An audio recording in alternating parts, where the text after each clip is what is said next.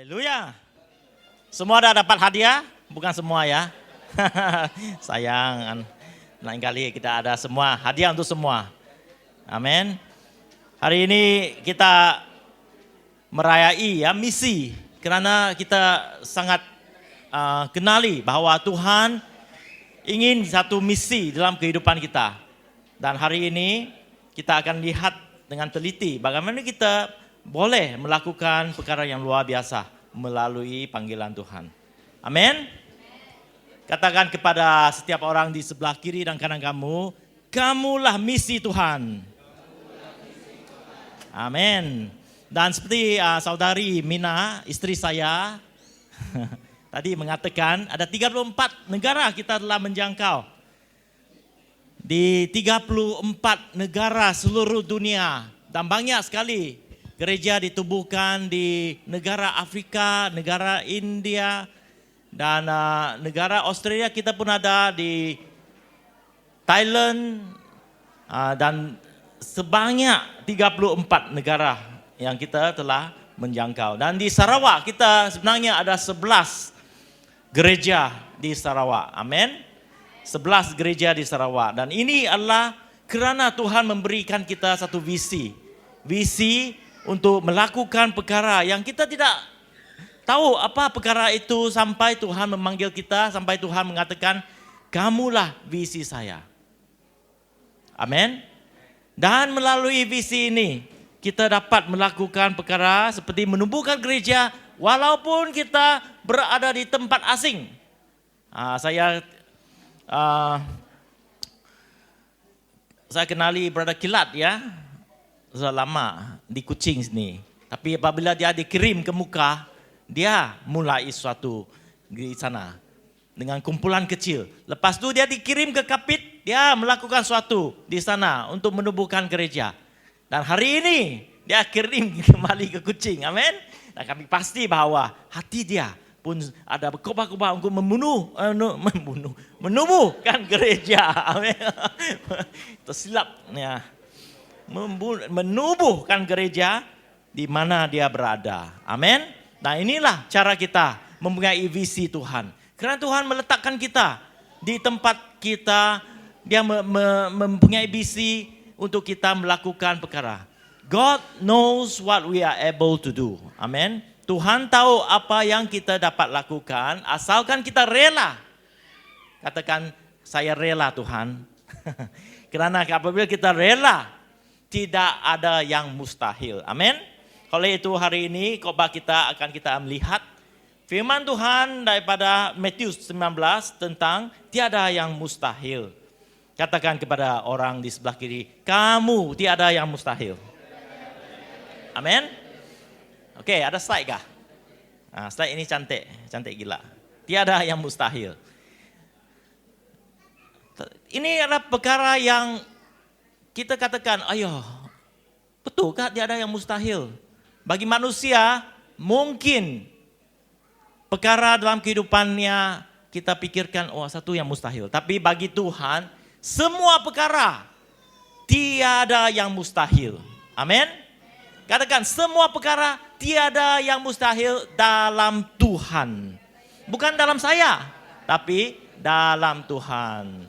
Tapi sebenarnya manusia pun aneh. Ada manusia yang sangat aneh. Dia ingat dia Superman. Kerana dia pada masa dia paling kaya. Pada masa dia paling kuat. Dia mempunyai satu ego yang terlalu besar. Seperti seorang yang bernama Muhammad Ali. Siapa kenal Muhammad Ali? Orang muda kenalkah? Boxer ya. Boxer yang sangat-sangat terkenal masa dahulu, adalah mati 2 tahun yang lalu.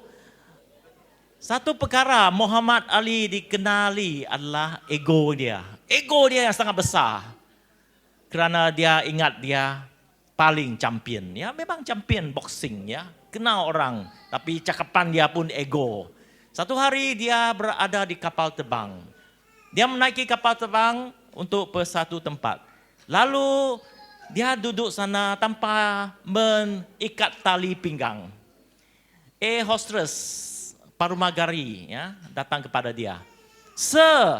Kamu harus letakkan tali pinggang kerana kapal terbang akan naik. Terbang. Belon akan terbang, kan? Kamu tahu apa Muhammad Ali katakan? Kamu kenal saya siapakah? Saya adalah Superman dan Superman tak usah letak tali pinggang. Wah, ego tu betul. Ego kan? Lepas tu pemaguri saya katakan, kalau kamu Superman, kamu pun tak payah terbang di kapal terbang. Kerana Superman tak payah pakai kapal terbang kan? Inilah cerita. Setinggi-tinggi tupai melompat, akhirnya jatuh juga. Amin. So bagi orang tidak perlulah kita menjadi egoistik. Kerana kita tahu bahawa semua perkara ada suatu yang mungkin mustahil ya untuk kita. Tapi dalam Tuhan tidak ada yang mustahil. Amin. Oleh itulah hari ini kita kena belajar bagaimana dalam cabaran hari kita setiap hari. Bagaimana kita boleh melalui dengan kekuatan Tuhan. Amin. Amin. Ada amin di sini. Oleh itu pada hari ini katakan kepada orang di sebelah, tiada yang mustahil. Kita akan baca firman Tuhan daripada buku Matius 19, 24 sampai 26. Dan hari ini kita akan melihat bagaimana Tuhan bekerja dalam kehidupan kita. Mari kita berdiri. Matius 19 ayat 24 sampai 26. Kita akan baca bersama-sama dengan menghormati firman Tuhan. Boleh? Dengan lantang, 1, 2, 3. Sekali lagi aku berkata kepadamu, lebih mudah seekor unta masuk melalui lubang jarum dan pada seorang kaya masuk ke dalam kerajaan Allah. Ketika murid-murid mendengar itu, sangat gempalah mereka dan berkata, jika demikian, siapakah yang dapat diselamatkan? Yesus memandang mereka dan berkata, bagi manusia hal ini tidak ada mungkin, tetapi bagi Allah segala sesuatu mungkin. Amin. Mari kita berdoa. Tuhan, kami serahkan masa ini ke dalam tangan-Mu agar Engkau Tuhan memberi firman-Mu ke dalam hati kami. Bahwa kami apabila mendengar firman-Mu, roh kami akan bersemangat kerana Engkau Tuhan berbicara ke dalam hati kami. Dan pada saat ini kami akan menerima firman-Mu sebagai makanan hidup. Dan kami akan melakukan perkara yang luar biasa seperti yang Engkau telah panggil dalam kehidupan kami. Sebagai misi dalam kehidupan kami. Kami serahkan semua ini dalam nama Yesus Bapa dan Roh Kudus kami katakan. Amin. Amin. Silakan duduk. Amin. Satu perkara yang saya ingin katakan tentang firman Tuhan ini adalah Tuhan sebenarnya memanggilkan manusia. Tidak ada kenapa tujuan Yesus datang ke dunia, tetapi Dia ingin menunjukkan bahwa manusia itu sangat berharga di mata Tuhan.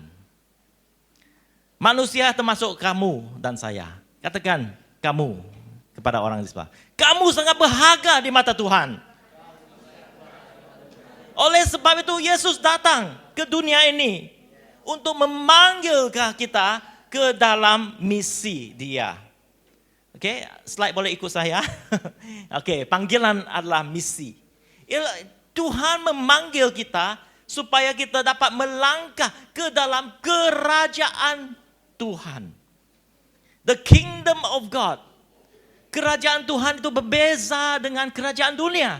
Kerana kerajaan dunia hanya mementingkan hal di dunia ini. Kalau hal di dunia ini hanya sementara. Makan hanya sementara. Tidur hanya sementara kerana harus bangun. Bekerja hanya sementara kerana harus bersara. Kekuatan kita hanya sementara kerana kita akan menjadi lelah. Semuanya sementara. Tapi kerajaan Tuhan adalah kerajaan yang kekal selama-lamanya. Oleh itu Tuhan memanggil umatnya. Tuhan memanggil manusia supaya melangkah ke dalam kerajaan Tuhan dan bukan kerajaan dunia. Oleh ini panggilan daripada Tuhan kepada manusia. Dan Yesus mengatakan, ketika murid-murid mendengar itu, sangat gempa mereka. Apa yang mereka mendengar daripada Yesus? Bahawa Orang kaya, siapa orang kaya sini? Siapa tak ada duit sini? Kalau definisi orang kaya ini adalah semua orang yang ada duit. Nah, ini definisi. Kaya, siapa kaya hari ini? Semua orang kaya, betul? Kalau kita ada baju memakai, kita orang-orang kaya. Yang berlawan orang kaya adalah orang yang miskin. Siapa ada miskin di sini? Tidak ada kan? Saya harap kita mempunyai pikiran yang kaya. Ya, bukan pikiran yang miskin. Tapi hari ini ada sedikit mencabar karena Yesus katakan orang kaya itu tidak dapat memasuki kerajaan Tuhan. Wow. Saya tanya, siapa orang kaya ini? Hari ini kita semua orang kaya. Adakah Yesus mengatakan kita tidak boleh memasuki kerajaan Tuhan karena bagaikan seekor unta yang melalui jarum, lubang jarum itu mustahil sekali, ya mustahil sekali. Sebenarnya orang kaya yang dimasukkan oleh Yesus pada hari ini, kalau kita lihat konteksnya sebenarnya, pada mulanya ada orang muda yang kaya itu datang kepada Yesus. Dia bertanya kepada Yesus, Yesus, saya telah melakukan segala ini, undang-undang. Apa lagi yang saya kurang untuk memasuki ke dalam kerajaan Tuhan? Saya melakukan segalanya. Orang kaya ini agak tamak, ego. Karena dia merasa apa yang dia lakukan telah selesai. Telah dapat memberikan dia kunci kepada kerajaan Tuhan. Ya, ada orang yang di sini kah merasa begitu? Kalau saya tanya, siapakah di antara kita yang kamu rasa adalah orang yang berhak masuk ke kerajaan Tuhan hari ini? Jangan tunjuk pastor ya. Saya tidak begitu ada hak. Karena saya juga manusia. Mungkin kamu berpikir, oh kalau ada saya yang berhak. Saya nih, aku seorang yang baik, tak pernah melakukan jahat, tak berbohong, membunuh. Kebenarannya saya suci, orang suci juga. Saya berhak. Siapa di sini mengatakan dia berhak masuk ke kerajaan surga? Saya rasa semua rasa begitu ya, berhak. Ada kan? Adakah? Tapi Yesus mengatakan hak itu bukan daripada kita. Oleh itu orang kaya itu datang kepada Yesus, dia ingin mengatakan dia berhak masuk ke kerajaan Tuhan, ke kerajaan surga. Tapi Yesus mengatakan tidak, hak itu tidak terpulang kepada kita. Bawakan orang kaya, orang miskin, itu bukan hak kita mengatakan kita dapat memasuki kerajaan Tuhan. Kecuali melalui Tuhan Yesus. Oleh itu Tuhan mengatakan, bagi manusia itu mustahil. Tapi bagi Tuhan tidak ada sesuatu yang mustahil. Amin. Oleh itu kita tidak boleh tamak dalam hati kita. Mulai hari ini. Tidak boleh tamak. Oh, saya telah diselamatkan oleh Tuhan Yesus. Saya berhak. Tidak. Tapi kita harus selalu ada Yesus. Seperti yang kita lihat pada hari ini. Orang kaya itu. Apa yang Yesus panggil kita supaya kita berhak? Yesus memanggil orang kaya itu, coba kamu jualkan segala-galanya dan ikut saya. Adakah orang kaya itu rela melakukan suatu? Mengorbankan keistimewaannya untuk datang kepada Yesus. Tidak, orang kaya itu tidak ingin. Lepas itu Petrus mengatakan kepada Yesus, kalau kita bacakan seterusnya, Petrus mengatakan, Yesus, kami telah memberikan segala-gala kita untuk mengikuti kamu. Dan Yesus mengatakan, ini adalah satu pengorbanan daripada kita untuk dia. Kehidupan kita harus ada pengorbanan untuk mengikut Yesus. Serahkan keselesaan kita supaya kita datang kepada Tuhan Yesus. Amin. Apa keselesaan kita pada hari ini? Hari Minggu. Kenapa kita datang ke hari kebaktian hari Minggu? Walaupun hari Minggu mungkin hari cuti satu sahaja dalam setiap minggu, kamu hanya ada hari cuti. Hari Sabtu pun bekerja. Adakah kita rela abaikan keselesaan kita datang kepada kebaktian? Ada? Amin? Sini semua ada ya, saya lihat. Amin? Ini bermaksud kita abaikan keselesaan kita. Kalau pastor katakan, kebaktian akan diubahkan masa jam pukul 6 pagi. So yang untuk platform ministry, kamu datang pada pukul 5:30. Kita harus bersedia. 5:30 AM karena kebaktian pukul 6. Relakah kita? Amin? Ada amin lah? Kita rela. Walaupun kamu akan kata, pastor ini tidak munasabah. Siapa yang bangun? Tapi aku rela. Untuk Jesus, amin? Bukan untuk pastor tapi untuk Jesus. Ya, pastor hanya uji kamu, kerelaan kamu. Seperti Tuhan menguji kerelaan kita. Karena dalam cabaran itu, adakah kamu rela masih mengatakan, saya percaya pada Tuhan. Saya percaya pada Tuhan. Walaupun saya berada dalam cabaran. Saya bersyukur Brother Ali dapat menjadi pengurusi hari ini. Ya, ini kesaksian. Mungkin Tuhan ingin dia mendengar suatu melalui khotbah ini. Seperti dia terasa ingin give up untuk datang untuk memberikan pengurusi biar Brother Charles lakukan. Tapi dia masih rela mengatakan, Tuhan saya walau apa-apapun saya masih rela berkorban, berkomitmen untuk datang ke gereja, untuk melakukan pengurusi. Saudara-saudari, inilah intipati yang Tuhan lihat kepada kita semua.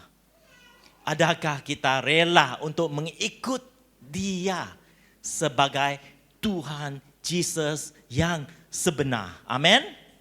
Oleh ini, hari ini, saya tidak tahu apa cabaran yang kita ada. Mungkin kita rasa kekurangan di dalam kehidupan.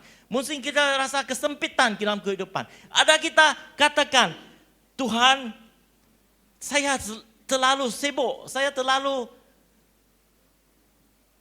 mengalami terlalu banyak perkara sampai saya tidak dapat tahan lagi. Oleh itu, satu perkara adalah saya tidak dapat pergi ke gereja. Saya tidak dapat pergi ke live group. Saya tidak dapat menjangkau kehidupan menjadi terang dan garam di dunia ini. Kerana saya tidak lelah.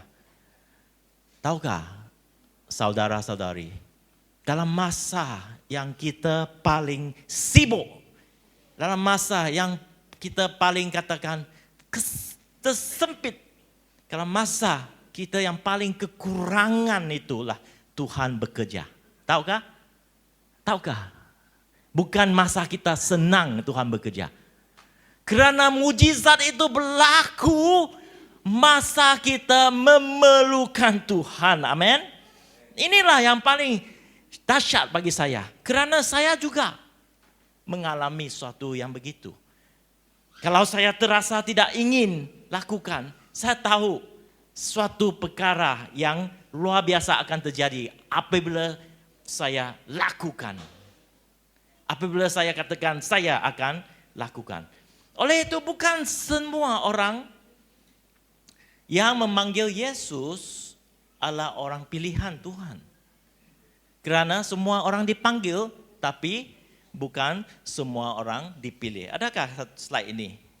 Matius 22:14. Okey, Matius 22:14 dipilih, okey? Kita dipilih oleh Tuhan. Banyak yang dipanggil dalam Matius 22:14, tapi hanya segelintir yang dipilih. Kenapa kita dikatakan dipilih? Kerana kita menerima hidup kita melalui iman Tuhan. Bahwa kita mengatakan, Tuhan, saya ingin menerima hidup ini, saya ingin menjadi umat-Mu, saya ingin melangkah ke dalam kerajaan Tuhan. Inilah yang katakan, saya rela. Kerana Tuhan memanggil semua orang. Setiap hari Christmas kita dipenuhi gereja. Gereja dipenuhi. Kalau kita pergi shopping, semua orang jadi orang Kristen. Kan? Kenapa kamu beli hadiah? Oh, hadiah ini saya ingin baca, ada Christmas. Saya ingin menyambut Christmas, saya mau bagi hadiah. Semua orang jadi orang Kristen. Tapi adakah mereka sebenarnya Kristen? Hari Ahad, hari Christmas saja, atau Kristen yang sebenar? Kerana orang Kristen sebenar adalah orang yang hidup dalam iman. Orang yang menjadi Kristen yang benar adalah orang yang menjadi terang dan garam di dunia ini. Apabila kita menjadi terang dan garam di dunia ini, maksudnya kehidupan kita harus menyinar, menjadi impactful di mana kita ada. Hari ini saya ingin mendorong kita yang bekerja, yang belajar, dan di merata-rata tempat. Kami tahu bahwa gereja adalah hari Ahad. Tapi sebenarnya Tuhan juga memanggil kita berada di tempat kita bekerja. Menjadi saudara rumah tangga, menjadi pelajar dari hari Isnin sampai hari Sabtu juga. Kerana badan Tuhan itu berfungsi setiap hari, bukan hari Ahad saja. Amin. Oleh itu bagi kita yang bekerja, inilah kesempatan bagi kita untuk menjadi impact, terang dan garam sebagai gereja Tuhan. Di mana kita berada. Dan Tuhan juga ingin satu perubahan yang berlaku dalam kehidupan kerana mengenal Tuhan. Tidak semestinya kita ada perubahan, betul? Perubahan itu berlaku apabila kita hidup bersama dengan Tuhan. Di mana Roh Kudus bekerja di dalam kehidupan. Dan roh kita menjadi sangat peka kepada Roh Kudus. Amin. Di mana kita merelakan kehidupan kita diubahkan oleh Tuhan. Apabila kita dapat melakukan ketiga-tiga perkara ini, disitulah kita tahu bahawa ini menjadi panggilan kita daripada hidup kita. Dan slide yang seterusnya, semua orang dipanggil dan mempunyai peranan masing-masing. Katakan kepada orang di sebelah kiri kamu mempunyai peranan masing-masing. Peranan di dunia ini, kerana perubahan itu harus berlaku di dalam kehidupan kita. Daripada orang yang sangat rasa marah, siapa di sini? Kamu rasa kamu mempunyai kemarahan yang luar biasa dahulu. Dan apabila kamu mengenal Tuhan Yesus, orang mengatakan, kamu dah berubah. Adakah? Mungkin kita mempunyai ketidaksabaran. Kenapa ini berlaku? Kenapa itu berlaku? Tapi setelah kamu mengenal Tuhan Yesus, satu perubahan berlaku di mana kamu merasa sabar. Orang sabar. Ya. Sabar. Atau kita tidak mempunyai iman, tapi apabila kita mengenal Yesus, kita melihat benda di depan kita, ada masa jangka panjang. Di mana kita mempunyai roh kekuatan daripada roh ketakutan. Dan di sinilah kita akan menerima kebaikan Tuhan melalui kehidupan. Kerana Tuhan ingin kita mempunyai peranan di dalam hidup kita sebagai alatnya. Ada orang seperti Abraham yang dipanggil Tuhan keluar daripada negara dia, pergi ke negara tempat yang baru. Mereka rasa takut, tapi karena iman dalam Tuhan, karena panggilan itu, mereka rela melangkah keluar. Mungkin hari ini kita belum lagi menjadi Abraham, tapi Tuhan juga ingin pada suatu hari kita mempunyai iman sebesar ini. Amin. Ada yang seperti Petrus dan Andrews sebagai nelayan yang di satu tempat mereka, kamu tahu nelayan tidak dapat pergi ke tempat yang tidak ada laut. Tapi Yesus memanggil dia, datang bersama saya, merantau ke Yerusalem, Samaria, di mana tiada laut. Mereka rela mengikut Tuhan. Kerana itu mereka dipanggil menjadi penjala manusia. Amin. Apabila kita mengatakan kita rela, kemungkinan Tuhan akan meletakkan kita ke tempat yang baru. Tempat yang tidak kita rasa, kemungkinan ini satu tempat yang saya tidak pernah mengalami. Tapi inilah peranan kita. Amin. Inilah pengorbanan di mana kita katakan, oh Tuhan, saya tetap akan mengikut panggilan-Mu di mana saja.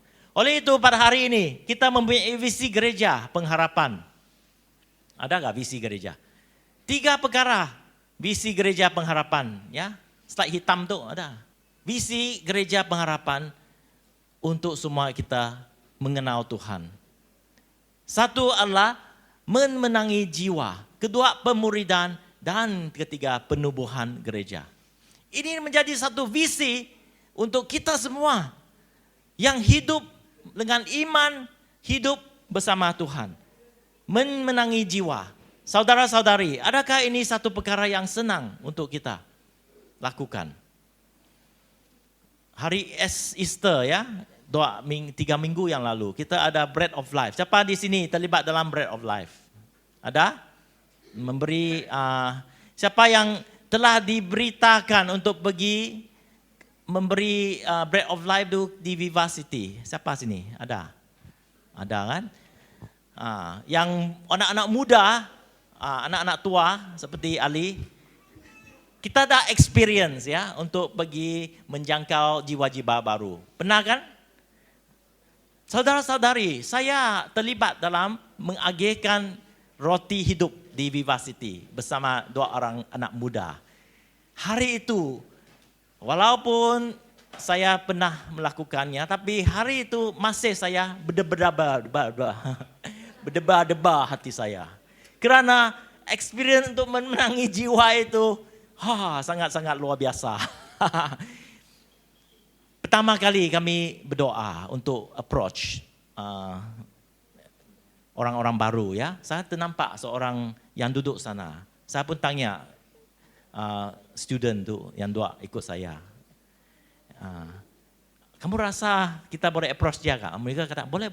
Ini aku pun approach. Aku harus tunjuk itulah apa tu?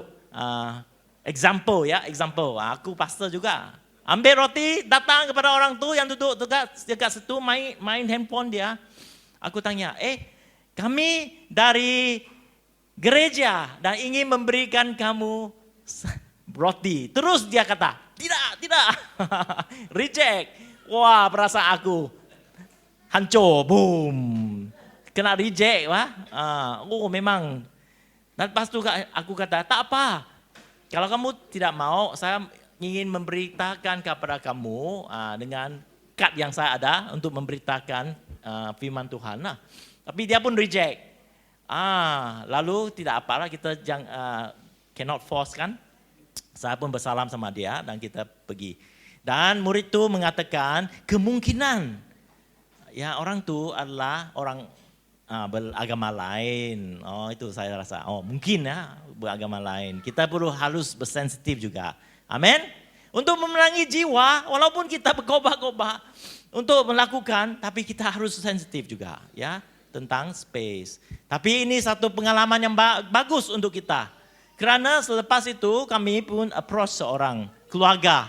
Dan disitulah kami berkesempatan memberi roti dan berdoa untuk anak perempuan dia. Puji Tuhan, pada hari itu. Ya, kita dapat mengalami kebaikan Tuhan. Juga memberi kasih Tuhan kepada mereka yang memerlukannya. Dan disitulah kita lakukan visi gereja pengharapan. Di mana-mana kita pun berada, kita juga dapat melakukan visi gereja Tuhan. Karena selepas kami lakukan, sebenarnya kita hanya mempunyai satu roti saja. Selepas melakukannya, saya bersemangat, saya mau lakukan lagi. Saya bertanya kepada mereka, kita ada roti lagi kah? Tidak ada, hanya satu bungkus saja roti. Aduh, lain kali bawa 5 lah bersama dengan saya. Amin. Inilah cara kita. Tuhan ingin kita mengalami. Dan Tuhan, kalau kita di-reject, jangan risau karena orang itu bukan reject kita, tapi orang itu reject Tuhan. Amin. So hari ini kita ingin mengejarkan visi gereja pengharapan, yaitu memenangi jiwa di mana kamu berada. Di pekerja, di anak-anak muda, ya di sekolah. Beritakan firman Tuhan kepada mereka yang memerlukan. Dan juga melakukan pemuridan. Dan juga melakukan penumbuhan gereja. Dan saya ingin menegaskan, penumbuhan gereja ini melalui LG kita, kumpulan kecil kita. Inilah cara Tuhan mengembangkan gereja Tuhan. Dan kita yang terlibat dalam LG, kumpulan kecil Tuhan, jangan memandang bahwa pekerjaanmu itu kecil, tapi sebenarnya pekerjaanmu itu besar sekali. Amin. Lihat pada hari ini, gereja kita ditubuhkan melalui 2 dan 3 orang yang rela bersama-sama menumbuhkan gereja kumpulan kecil. Ya, disitulah dia berkembang. Siapa yang berada di hari keluarga last week? Amin. Kita melihat orang yang ada di situ. Sebenarnya catatannya 1,000 orang. Semua yang datang itu mulai daripada benih yang kecil. Penumbuhan gereja daripada 2-3 orang melalui kumpulan kecil. Oleh itu, pekerjaanmu sangat-sangat luar biasa kalau kita fokus. Amin. Kedua adalah mengatasi keraguan. Seperti yang saya katakan, kadang-kadang kita dipenuhi keraguan dalam hidup kita. Adakah Tuhan memanggil saya? Dapatkah saya melakukan sesuatu untuk Tuhan? Ya, slide-nya. Bukan nih. Mengatasi keraguan. Hari ini Tuhan ingin mengatakan, seperti yang telah disebut di firman Tuhan, Yesus memandang mereka dan berkata, bagi manusia hal ini tidak mungkin. Hal ini tidak mungkin karena manusia dipenuhi keraguan dalam hati kita sendiri. Adakah kita ragu tentang Tuhan? Kita mungkin ragu tentang diri kita sendiri, tapi jangan ragu tentang kehebatan Tuhan dalam hidup kita. Amin. Karena Tuhan ingin suatu perkara yang luar biasa berlaku apabila kita mengatakan saya ingin dan saya dapat. Apa yang mustahil itu sangat mungkin. Pada hari ini kita boleh lihat apa yang mustahil dalam hidup kita. Mustahil saya dapat menjangkau mereka untuk ke gereja karena saya tidak dapat lakukan. Saya takut karena saya takut ditolak. Kemungkinan itu besar. Ketakutan itu mulai datang kepada kehidupan kita apabila kita ingin melakukan perkara untuk kerajaan Tuhan. Betul? Ketakutan itu menjadi satu batu halangan, sandungan dalam kehidupan kita. Mungkin kita berada di dalam LG, kamu rasa bahwa saya tidak dapat mengembangkan kumpulan saya karena saya tidak mempunyai banyak pembantu-pembantu. Ini merasakan kita rasa sempit karena usaha kita hanya seorang saja. Itu mungkin satu perkara yang kita katakan kita menjadi ragu. Mungkin kita mengatakan, saya tidak mempunyai resources untuk melakukan perkara yang luar biasa. Kerana saya sendiri pun sempit dalam keuangan. Ini akan menjadi satu keraguan dalam kehidupan. Saudara-saudari, keraguan itu datang bukan daripada Tuhan. Ingat, keraguan itu datang bukan daripada Tuhan. Ada dua perkara keraguan itu datang. Oke? Keraguan datang apabila kita fokus kepada diri kita sendiri.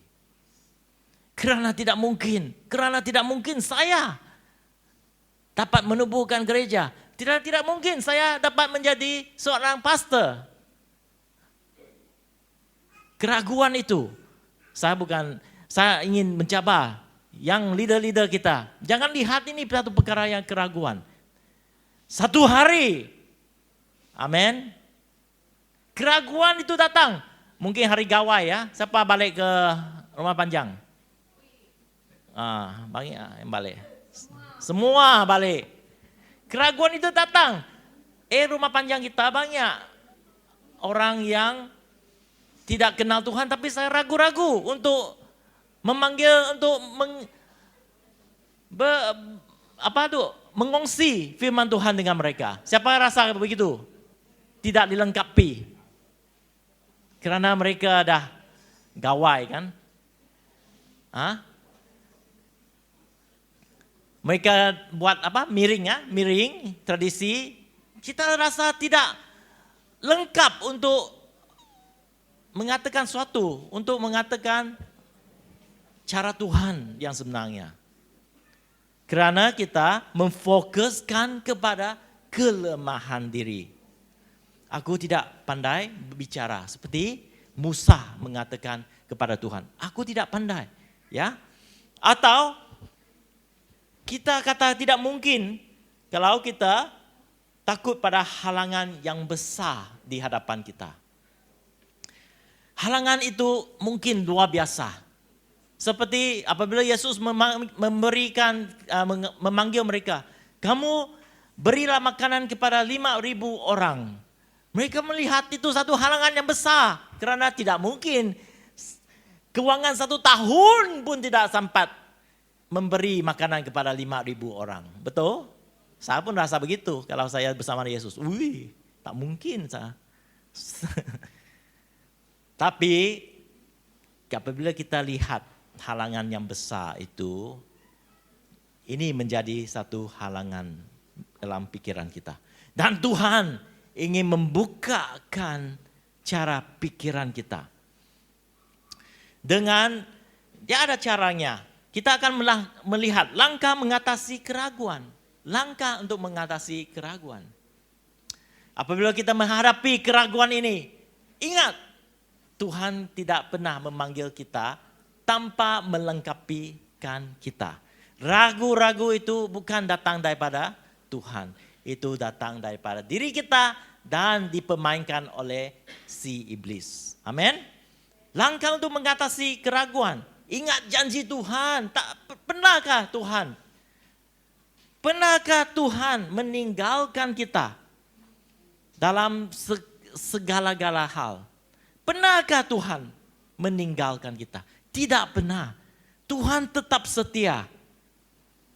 Oleh itu di firman Tuhan Yohanes 12, ingat, apabila kita menaikkan Yesus, apabila kita memberitakan Yesus, apabila kita melakukan untuk kehendak Tuhan Yesus, semuanya akan ditarik kepada Tuhan Yesus. Seperti firman Tuhan mengatakan, semua orang datang kepadaku. Amin. Saya pun seorang yang sangat keras dalam hati saya. Tapi Yesus dapat melemahkan atau melembutkan pikiran saya. Karena Yesuslah kebenaran dalam hidup. Hari ini apabila kita ragu, bukan ini daripada Tuhan. Tapi ini harus disingkirkan melalui langkah ini. Ingat pada janji Tuhan. Lihat kepada kesetiaan Tuhan. Dan juga melangkah ke dalam rencana Tuhan. Amin. Kerana ketakutan itu tidak datang daripada Tuhan. Oke. Ketiga, apabila kita berasa ragu, kita haruslah berlangkah menerimakan iman. Mengimani Tuhan. Oke, itu mengimani Tuhan. Maksudnya menerima iman daripada Tuhan. Seperti firman Tuhan mengatakan. Tetapi bagi Allah segala sesuatu mungkin. Ini satu statement yang iman. Bukan saya yang dapat lakukan, tapi Tuhan dapat lakukan. Saya tak dapat lihat sekarang, tapi Tuhan telah lihat apa yang akan berlaku. Inilah satu perkara iman, ya, yang kita harus ada. Bagaimana kita naikkan iman kita? Oke, ada satu slide di mana satu gambar ada Roh Kudus, adakah? Ini. Ingat saudara-saudari, apa janji-janji Tuhan Yesus kepada kita? Saya pergi supaya Dia datang. Saya pergi supaya Dia, siapa Dia? Roh Kudus itu datang. Kenapa Tuhan bagi Roh Kudus kepada kita? Supaya untuk kita mengalami Dia secara benar dalam kehidupan kita. Saudara-saudari, adakah hari ini kita mempunyai Roh Kudus? Inilah satu harus kita sendiri secara pribadi mengalaminya. Karena apabila kita tahu ada Roh Kudus, kita akan tahu dalam semua perkara yang kita hadapi ada pertolongan daripada Tuhan. Amin. Dan pertolongan itu datang apabila kita menghubung dengan Roh Kudus. Kerana Tuhan hanya ingin kebaikan dalam kehidupan kita. Perkara yang selalu berlaku adalah kita tidak menghubung dengan Roh Kudus. Disconnect macam talian kepada Tuhan. Terputus. Apabila satu perkara berlaku, kita tidak datang kepada Tuhan untuk doa. Doa itu adalah hubungan dengan Tuhan dan Roh Kudus. Apa yang Tuhan katakan? Doa, janganlah kita doa seperti orang Farisi, di mana kita berdoa hanya memakai mulut untuk petunjukkan. Tapi pergilah kepada bilik secret place, yang bahasa? Tersembunyi, ya, bilik satu tempat yang tersembunyi, di situ sujud dan mintalah kepada Bapa. Apa yang dimaksudkan sebenarnya? Bilik, pergi jamban, tersembunyi itu. Storeroom? Bukan. Dalam hati kita. Hati, tempat yang paling. Hati itu adalah roh kita, saudara-saudari. Manusia dibagi 3 bahagian. Physical yang kita dapat lihat, ya. Kalau saya pukul kamu akan rasa ini physical. Kedua adalah roh. Kedua adalah jiwa kamu, adalah pikiran, emosi kamu. Dan ketiga adalah roh kamu. Roh kamu dia adalah hati kamu. Tuhan adalah roh. Dan disitulah roh dapat berhubung sama dengan roh. Roh akan menghasilkan benda roh. Daging menghasilkan daging. Tuhan yang ingin kita mempunyai hubungan roh kita dengan roh Tuhan. Amin. Apabila kita berhubung berdoa dalam roh kita, saya tidak bermaksud ini adalah firman percakapan roh, tapi hati kita, ya. Hati kita connect with hati Tuhan. Disitulah kita akan dapat Roh Kudus. Pembicaraan Roh Kudus. Saudara-saudari, kalau Anda belum lagi merasai, pergilah berdoa, lutut. benar-benar berdoa dengan hati bersama dengan Tuhan. Dan disitulah kamu akan mencari kedamaian yang diberikan kepada Tuhan. Oleh itu pada suatu hari saya mendengar daripada Uncle Owen. Kamu tahu Uncle Owen? Dia balik daripada ke Kuching. Sebelum ke Kuching dia harus stop di airport Singapore, Changi Airport. Pada masa itu pasport dia hilang. Entah kenapa dia letak dan hilang. Kamu tahu kalau kamu berada di airport seperti international airport, kalau pasport kamu hilang itu masalah besar. Kamu akan menjadi seorang yang tak ada negara. Kerana tidak ada siapapun tahu kamu siapa. Betul? Jangan hilang pasport, terutamanya di negara orang lain. Dan kalau kamu berada di airport, itu masalahnya lebih besar. Dia hilang pasport. Apabila dia ketahui dia hilang pasport tu, dia dilanda ketakutan. Suddenly ada satu macam roh ketakutan datang kepada dia. Siapa pernah merasai itu? Mungkin kamu pernah mendengar, ambil telefon dan suddenly kamu dengar suatu perkara yang tidak baik. Atau kamu merasa suatu perkara yang terjadi, kamu grip with fear. Pernahkah? Itu adalah roh ketakutan.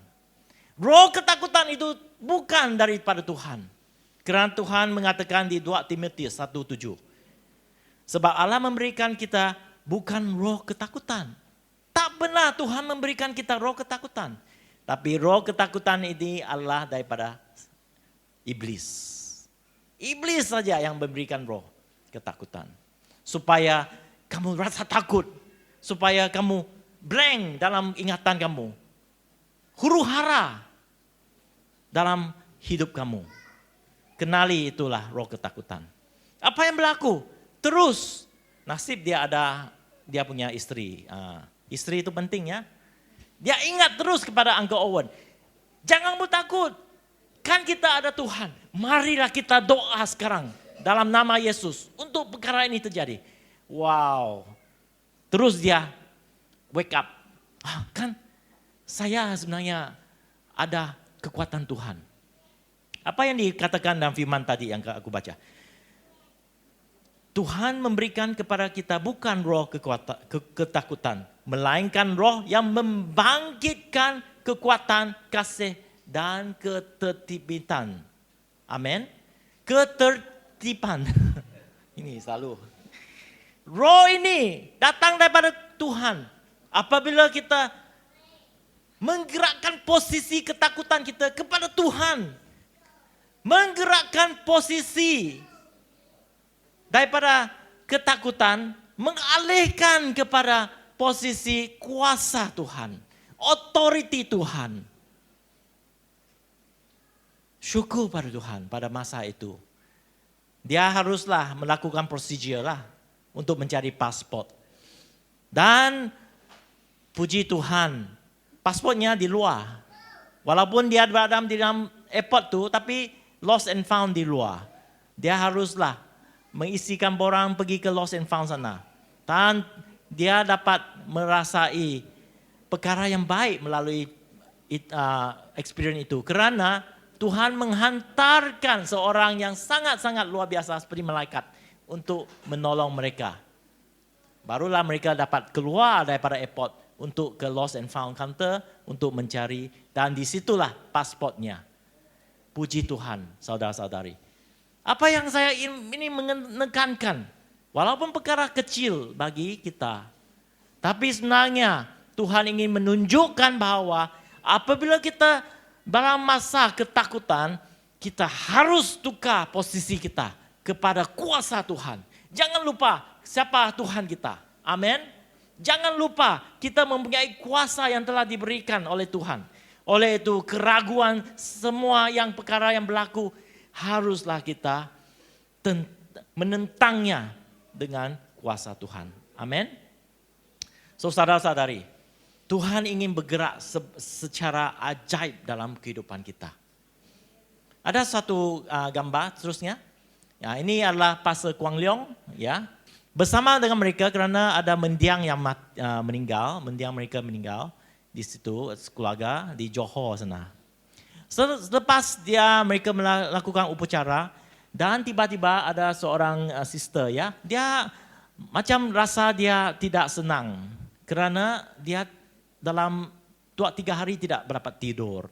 Selepas itu dia meminta doa lah daripada Pastor Kwang Leong. So Pastor Kwang Leong pun berdoa untuk mereka.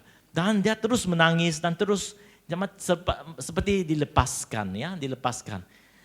Selepas perkara ini berlaku, mereka merasa wow, secara ajaibnya Tuhan bergerak. Nah, kita lihat next picture. Nih semua orang didoakan pada hari itu. Semua orang diminta doa. Saudara-saudari, Tuhan dapat bekerja dengan cara ajaibnya di mana kita berada. Walaupun kita rasa, ini masa untuk kita menjaga mungkin keadaan karena seorang telah meninggal. Tapi Tuhan dapat juga bekerja di situ. Dan semua orang yang datang pelawat didoakan. Selepas itu ada 2 orang menerima Yesus. Di situ juga. Amin. Inilah cara Tuhan bekerja. Apabila kita tahu perkara yang Tuhan ingin lakukan. Di mana saja. Asalkan kita bergerak bersama dengan Tuhan. Menjadi sensitif dengan perkara dia. Amin. Kita ada LG di student, ya, LG student 2 minggu yang lalu, ya. Siapa? Jared yang memandu kereta Innova saya. Saya mau beri terima kasih kepada Lisa juga yang membantu. Apa terjadi masa itu? Jared yang bawa anak-anak muda tu pakai kereta Innova sampai ke satu tempat, tayar tu pecah, boom. Ada boom gak, Jared? Lubang besar tu. Sampai nut kereta ada 5 nut tu terputus. Saya pun heran kenapa nut itu dapat terputus. Wah, Jared mandu macam Formula One. Saudara-saudari, ini terjadi. Lubang besar tu kereta tayar saya. Saya baru tukar tayar yang baru, tapi bukan tayar inilah. Entah kenapa, saya rasa tayar ini masih bagus, tapi terjadi ini. Tapi apa yang berlaku? Saya rasa kecewa sedikit lah. Walaupun saya rasa kecewa, saya tetap percaya bahwa Tuhan melakukan perkara. Tuhan ada suatu rencana yang luar biasa. Kerana melalui LG Gathering ini, kita telah dapat 97 LG yang datang, 70 mendengar firman Tuhan pada masa itu melalui sistem Mina. 7 menerima Yesus pada saat itu. Amin. 2 dibaptiskan dan 1 dilepaskan daripada genggaman iblis. Dan hari ini kita sangat bersyukur. Walaupun saya rasa saat itu ada sedikit kecewa, tapi saya dapat mengharunginya kerana Roh Kudus memberi kedamaian ke dalam hati saya. Bahawa semua perkara ini adalah walaupun koyak tayar ini hanya satu perkara yang kecil, ya. Tapi apa yang lebih besar adalah keindahan melihat firman Tuhan disebarkan dan orang mengenal Tuhan Yesus. Amin. Inilah cara Tuhan bekerja. Apabila kita mengharungi tentangan yang besar dalam hidup kita, jangan kita katakan I give up. Lihat kepada Tuhan. Lihat kepada perkara yang luar biasa yang Tuhan ingin lakukan pada saat itu. Karena apabila kita mengharunginya dan apabila kita melihat kepada Tuhan, menerima Roh Kudus, peka pada dia, perkara yang besar akan berlaku. Amin. Mari kita berdiri pada hari ini. Kita akan berdoa. Kerana saya rasa Tuhan memang ada pekerjaan misi dalam hidup kita semua. Saya ingin jemput saudari Wi untuk menyanyi lagu ini. Ku bekerjakan visimu. Amin.